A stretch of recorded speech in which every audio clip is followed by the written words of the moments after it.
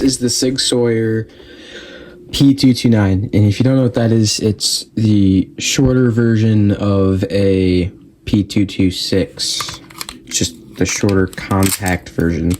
This is the Airsoft version. I took off the orange tip. Green gas. When you first buy this gun, it's not very good. It has gas problems. If you get those gas problems fixed, they're fine. Like, I have my gas problems fixed. So, like, things go over to, like, field strip it. You gotta do that. Then you pull down this little lever. It's like the real one. They actually use the p229, since it's so realistic to the real one. They use this for Coast Guard training. This is where the hop-up is. Another thing to watch out for is this screw.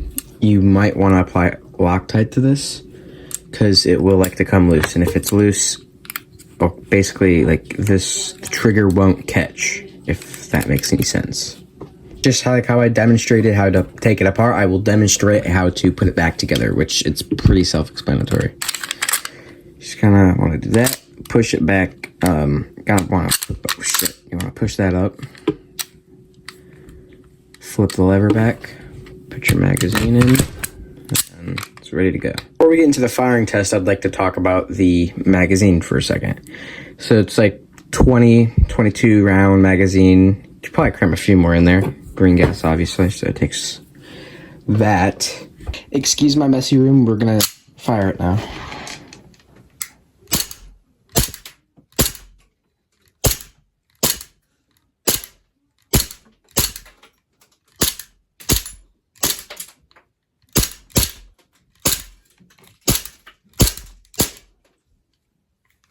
That was like, what, 20 shots? Pretty decent pistol. Do I recommend this pistol? Short answer, no. Long answer, yes. Just really depends. Like, if you get it used, contact your seller and ask him if the gas thing has been fixed, or if he even had the gas problem to begin with. And yeah, once you get the gas problems fixed, it was a really sweet pistol and really fun to use. I cannot stress this enough. Put Loctite on this. This is really annoying.